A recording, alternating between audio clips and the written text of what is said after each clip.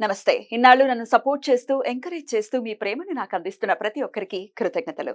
అలాగే ఈ వీడియో కూడా ఖచ్చితంగా మీకు ఉపయోగపడుతుంది. లైక్, షేర్ అండ్ సబ్స్క్రైబ్ చేసి మీ సపోర్ట్‌ని నాకు అందించండి. అలాగే ఈ వీడియో పట్ల మీకున్న అభిప్రాయాన్ని కామెంట్ సెక్షన్‌లో కామెంట్ చేసి తెలియజేయండి. ఇప్పుడు వీడియోని చూద్దాం. సూర్యోస్మి, నేను మీ విక్రమాదిత్య. ఆరోగ్యమే మహాభాగ్యం, ఆరోగ్యం భాస్కరాధీనం. ఆదివారం మద్యం, మాంసం, మైదనం వద్దు, ఆరోగ్యం ఐశ్వర్యం వద్దు. మీరు ఆచరించండి, 10 మందిని ఆచరింపచేయండి.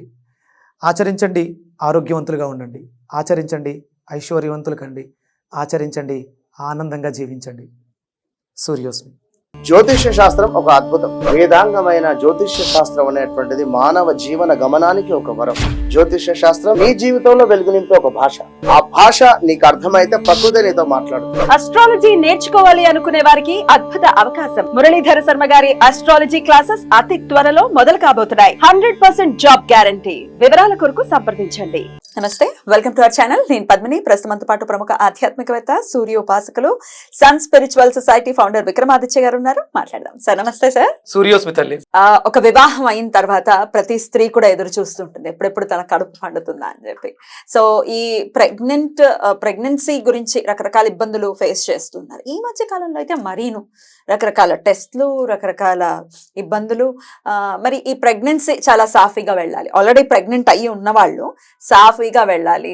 ఒక పండంటి బిడ్డ, మగ బిడ్డ అయినా కానీ ఆడబిడ్డ కానీ, పండంటి బిడ్డ, ఆరోగ్యవంతమైన బిడ్డ, అందమైన బిడ్డ కలగాలి అని అంటే ఏం చేయాల్సి ఉంటుంది? అంటే వెజిటబుల్ థెరపిస్ట్ గా చెప్పండి, ఆరాధన విషయంలో కూడా చెప్పండి. 100% చెప్పాలమ్మా. అంటే ఇప్పుడు మీరు మగబిడ్డ, ఆడబిడ్డ ఇద్దరు. కానీ నిజంగానమ్మా, ఆడపిల్లని కనాలంటే అదృష్టం ఉండాలి. అంటే పిల్లల్ని ఎవరైనా కంటారు. అంటే చాలామంది మగపిల్లోడు కావాలి, మగపిల్లోడు కావాలి, మగపిల్లోడు కావాలి అంటారు. కానీ ఆడపిల్లని కనాలంటే అదృష్టం ఉంటే తప్ప ఆడపిల్ల ఆ ఇంట్లో కాలు పెట్టదు. ఎందుకంటే తను ఇక్కడ తరిస్తూ ఒక ఏజ్ వచ్చేంత వరకు తల్లిదండ్రులకి, ఆడపిల్ల పొద్దుటే లేసి నాకు నా చిట్టి తల్లి ఉంది కదా, అది మామయ్య వెళ్ళిపోతారు, అత్తయ్య వెళ్ళిపోతారు, ఇంట్లో పనులన్నీ నేనే చెయ్యాలా అంటారు. వాళ్ళ అమ్మ ఏమో నువ్వు ఎక్కువ ట్యూషన్స్ అవి ఉంటాయి కదా, అంటే ఇంట్లో ఎవరూ లేకపోతే ఈ పని భారం అంతా నా మీదే ఉంటుంది, వీళ్ళందరినీ నేనే చూసుకోవాలి. Thought process. అంటులు తోమాలి, బట్టలు ఉతకాలి. దాని వయసు ఎంత, ఆలోచన విధానం. అంటే ఆడపిల్లలకి ఆ మెచ్యూరిటీ లెవెల్స్ ఎక్కువగా ఉంటాయి. మరి అలాంటి ఆడపిల్లని పొందాలంటే అదృష్టం ఉండాలి. నా కూతురు కూడా, నేను ఆఫీస్కి వస్తాను కదా, అది వెళ్ళేటప్పుడు బాయ్ చెప్తూ ఆమె తిన్నమ్మా అంటుంది. నేను అన్నం తినాలని అది చెప్తుంది. రెస్పాన్సిబిలిటీ, బాధ్యత. అంటే అదే ఆడపిల్ల, ఏడపిల్ల కాకపోయినా ఆడపిల్ల ఇక్కడ తల్లిదండ్రులకి ముక్తిని, మోక్షాన్ని ఇస్తూ అక్కడికి వెళ్ళి ఆ వంశాన్ని తరింపచేస్తుంది. అది ఎంత అదృష్టం చేసుకుంటే ఆడపిల్లని పొందగలుగుతాం.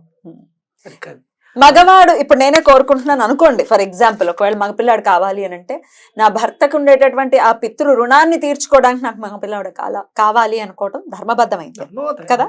పితృ రుణం ఎలా తీరుతుంది మరి? శ్రాద్ధ కర్మలు చెయ్యాలి కదా. కర్మలు చేయడానికి అవసరమే. సో ఆ కోరికతో అయితే పర్వాలేదు. అంటే ఆ అందం, అంటే ఆడపిల్లలో ఉండేటువంటి అందం కానీ, ఆ ముద్దు ముద్దు మాటలు కానీ, ఎందుకంటే నేను చిట్టి తల్లితో అనుభవించాను. మగపిల్లలతో రాదు. నా మేనల్లుళ్ళు ఉన్నారు. హేమంత్ గాడు మాక్సిమం నా చేతుల మీదే పెరిగాడు. కళ్యాణ్, హేమంత్ వీళ్ళు నా చేతుల మీద పెరిగారు. నాకు మేనకోడళ్ళు కూడా, మేడ కోడళ్ళు అసలు దివ్య, పెద్ద మేనకోడలు ఫస్ట్.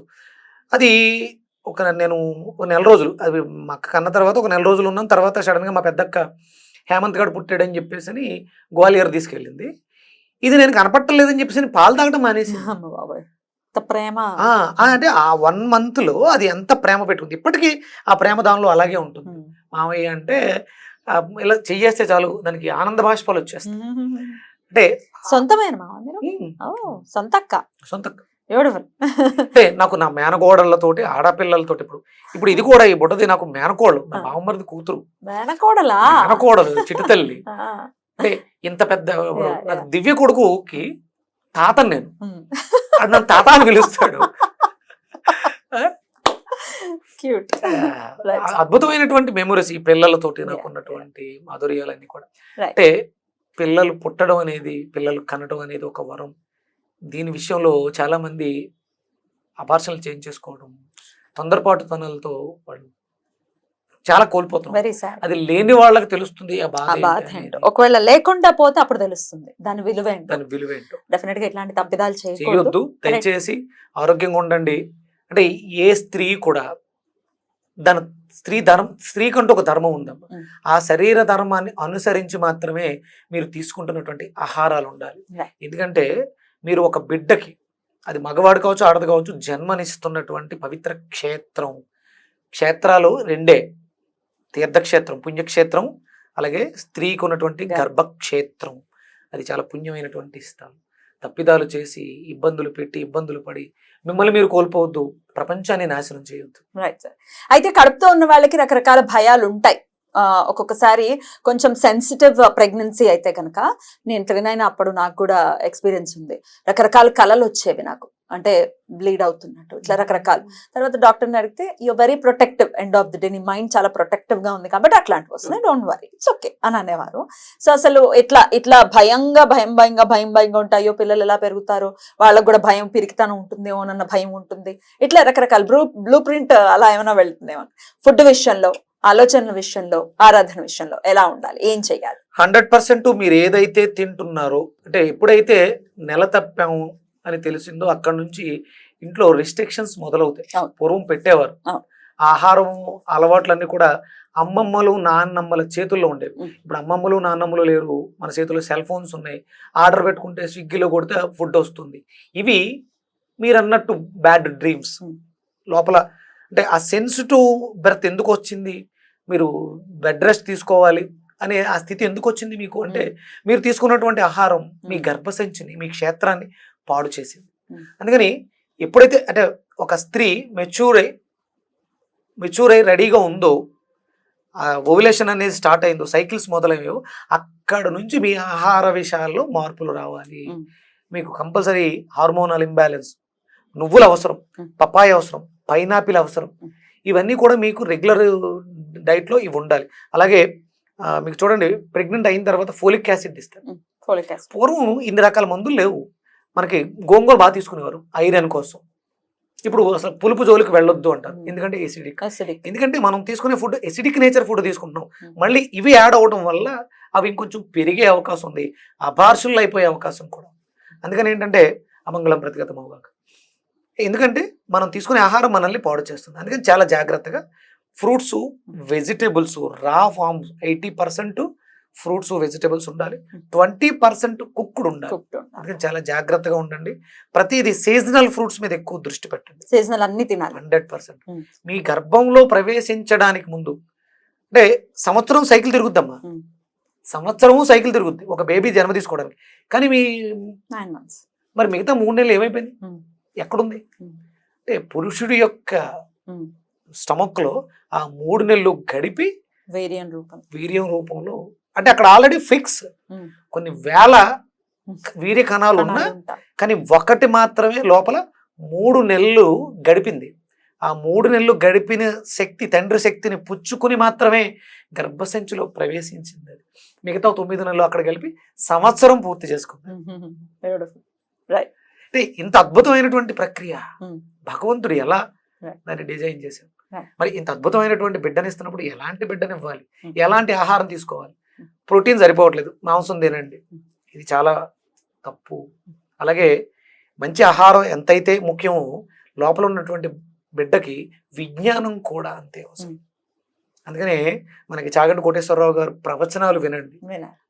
కంపల్సరీ సమయం ఉన్నా లేకపోయినా ఉదయం లేచిన వెంటనే నైట్ పడుకునేటప్పుడు ఆయన మాటలు వినండి. మీకు అంటే మీరు ఉద్యోగంలో ఉండి 5వ నెల 6వ నెల వచ్చేంత వరకు కూడా ఆఫీసులకు వెళ్తూ ఉంటారు, ఇక అప్పుడు ఏమీ మీరు చేయలేరు. సమయం దొరికితే వినండి, వీలైతే చదవాలి కంపల్సరీ. చదవటం వేరు, వినటం వేరు. ఇంకా అద్భుతమైనటువంటి చెప్పను, మీ బిడ్డ చాలా యాక్టివ్గా, చాలా స్ఫురణ శక్తిని, దాన్ని ఏమంటారు, సబ్ కాన్షియస్ మైండ్ తో పుట్టాలని మీరు అనుకుంటున్నారా?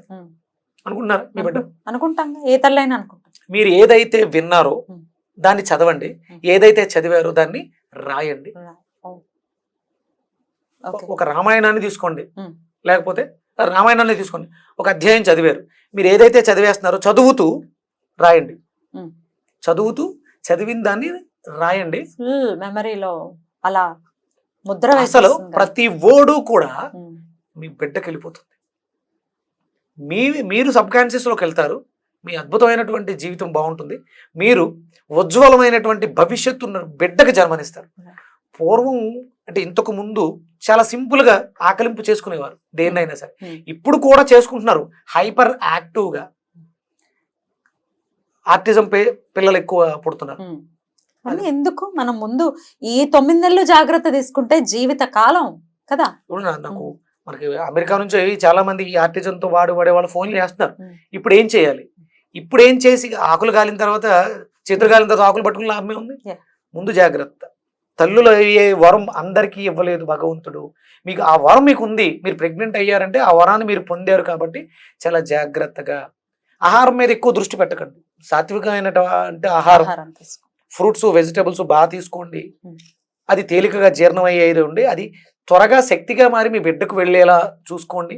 తర్వాత సమయాన్ని గొడవలతోటి అల్లర్లతోటి కాకుండా ఆధ్యాత్మిక గ్రంథాలు, ఆధ్యాత్మిక ప్రవచనాలు వింటూ ఒక అద్భుతమైనటువంటి మాతృమూర్తిగా ఒక బిడ్డకు జన్మనివ్వండి. ఒక్క నామం మొత్తం 9 months చేయాలి అంటే ఏ నామం చెప్తారు? ఇక నామాల కన్నా అద్భుతమైనటువంటి నామమే ఉంది, రామనామమే ఉంది కదా. ఎందుకంటే అక్కడ శివకేశవులు ఇద్దరు కూడా ఉంటారు. రామకోట రాయండి. అలాగే మీరు ఏదైతే చదువుతున్నారో దాన్ని బాగా రాయండి. మీ బిడ్డ జాతకంలో దోషాలు ఉంటాయి, పుట్టే సమయానికి ఏ దోషంతో పుడతాడో తెలియదు కదా, ఏ దోషాలు లేకుండా పుడతాడు. రాసి చూడండి. అద్భుతం. డెఫినెట్గా ఇది విన్న తర్వాత ఇలా చేసిన వాళ్ళు ఎవరైనా ఉంటే మీ ఫీడ్బ్యాక్ నాకు ఇవ్వండి. మీ బిడ్డల జీవితాల జాతకాలు ఎలా ఉన్నాయో మనం మాట్లాడుకొని 10 మందికి చెప్పండి. నాకు ఇది మంచి జరుగుద్దని నాకు తెలుసు. మణిపద్మేహ మంత్రం చెప్పి ఒక బేబీ పుట్టాడని చెప్పాను కదా, బేబీ మగాడే, పిల్లోడే పుట్టాడు. జ్యేష్ఠ నక్షత్రంలో పుట్టాడు, కన్యా లగ్నంలో పుట్టాడు. మణిపద్మేహ మంత్రం 1,00,000 జపం, గాయత్రి 1,00,000 జపంతో పుట్టాడు. ఆగస్టు 17వ తారీఖు పుట్టినరోజు, 4వ పుట్టినరోజు. అద్భుతం సార్, చాలా బ్యూటిఫుల్ గా ఎక్స్ప్లెయిన్ చేశారు. డెఫినెట్ గా ఒక ప్రెగ్నెంట్ అయ్యారు అంటే టేక్ ఇట్ ఫర్ గ్రాంటెడ్ లాగా తీసుకోకుండా ఖచ్చితంగా బాధ్యతయుతంగా మనం ఆలోచించాల్సి ఉంటుంది. ఎందుకంటే ఈ 9 months మనం ఎంత జాగ్రత్తగా ఉంటామో వాడి జీవితం అంత అందంగా మారుతుంది. అప్పుడు ఒక చిన్న అపోహ ఉంది, మీరు ప్రెగ్నెంట్ గా ఉన్నప్పుడు మీ ఇళ్లలో మంచి గుమ్మడికాయ వాడతారు? వాడతాము, కాకపోతే వాతం అది ఇది అని అంటారు. మరి 3వ నెల ఆ టైంలో పెట్టేవారు కదా, దాని తర్వాత మేము చాలా రెగ్యులర్ గా తింటాం. దానివల్ల ఏమవుతుందంటే డెలివరీ సమయంలో అంటే మన బాడీలో ఆ ఫ్లెక్సిబిలిటీ, గర్భసంచిలోను అలాగే శరీరంలో జరిగేటువంటి మార్పులు, అంటే బిడ్డ పుట్టిన తర్వాత ఆర్టిజంతో పుట్టాడు, హైపర్ యాక్టివ్ గా పుట్టాడు అని బాధపడడం కన్నా మంచి గుమ్మడికాయని మాక్సిమం తినొచ్చు. తినొచ్చు అనేది అంటే శాస్త్రబద్ధంగా అంటే ఎక్కువ బ్రాహ్మిన్స్ వాడుతూ ఉంటారు మంచి గుమ్మడికాయ, రెగ్యులర్ ఇళ్లలో వాడరు. దీన్ని రెగ్యులర్ గా తీసుకోవడం ద్వారా కర్రీస్ చాలా బాగుంటాయి. మంచి గుమ్మడికాయని తీసుకోవడం ద్వారా వాళ్ళకి మీ పిల్లల యొక్క బ్రెయిన్ చాలా బాగా మెచ్యూర్ అవుతుంది. అలాగే డెలివరీ సమయంలో ఆ ఫ్లెక్సిబిలిటీ, బాడీ అంతా కూడా ఫ్లెక్సిబుల్ గా ఉండి ఫ్రీ డెలివరీ అవ్వడానికి అద్భుతమైనటువంటి అవకాశాలు. బ్యూటిఫుల్. ఇంకా అయితే ఇప్పుడు ప్రెగ్నెంట్స్ గా ఉన్న వాళ్ళు డెఫినెట్ గా ఇంకల్కేట్ చేసుకోండి మంచి గుమ్మడికాయని, పంకిన్ అంటే. దగ్గరలో పెద్దవాళ్ళు ఉంటారు, వాళ్ళతో సంప్రదించి దాన్ని ఎలా ఉండాలో చూసుకుని మంచి గుమ్మడికాయని తీసుకోండి. ఇప్పుడు ఇది శ్రావణ మాసం, నేను రెగ్యులర్ గా మంచి గుమ్మడికాయ జ్యూస్ తాగుతున్నాను. ప్రెగ్నెంట్ గా ఉన్న వాళ్ళు దాన్ని కొంచెం ఉడకబెట్టి స్వీట్ లాగో కర్రీ లాగో చేసుకుని వాడండి. డెలివరీకి అద్భుతమైనటువంటి ఉపయోగం ఉంటుంది. అలాగే కొత్తిమీరని బాగా వాడండి, వీలైతే మంచి వాసన చూడండి. ఫ్రీ డెలివరీకి ఇవన్నీ కూడా అవకాశం, అలాగే అవకాశం ఉండాలి. దానికోసం అరటికాయ కూడా చాలా బాగా అద్భుతంగా ఉపయోగపడుతుంది. అరటికాయ కూర సర్క్యులేటరీ సిస్టమ్, అంటే లోపల ఉన్నటువంటి బేబీని దృష్టిలో పెట్టుకుని మనం తినే ప్రతి ముద్ద వాడికి వెళ్తుంది. కాబట్టి వాళ్ళ భవిష్యత్తు మీ చేతుల్లో ఉంది, మీరు తినే ఆహారంలో ఉంది.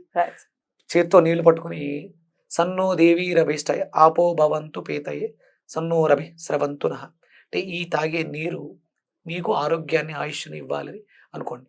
నాకు తెలియ ఈ మంత్రం రాదు, నేను తీసుకునేటువంటి ఈ ఉదకం నాకు ఆరోగ్యాన్ని ఇచ్చుగాక, నేను భుజించే పదార్థం నాకు ఓజస్సుని సప్తధాతువుల్ని ఇచ్చుగాక, నా బిడ్డకు ఆయుష్ని ఐశ్వర్యాన్ని జ్ఞానాన్ని ప్రసాదించుగాక అని 3 సార్లు ఆచమనం చేసుకుని భోజనం శ్రద్ధతో భోజనం. ఉన్న వాళ్ళు చాలా ప్రశాంతవంతంగా వాళ్ళకి డెలివరీస్ అవ్వాలి, మంచి పండంటి పిల్లలు జన్మించాలి అని మనస్ఫూర్తిగా కోరుకుంటూ కృతజ్ఞతలు సార్. నమస్తే. సూర్యస్మతి.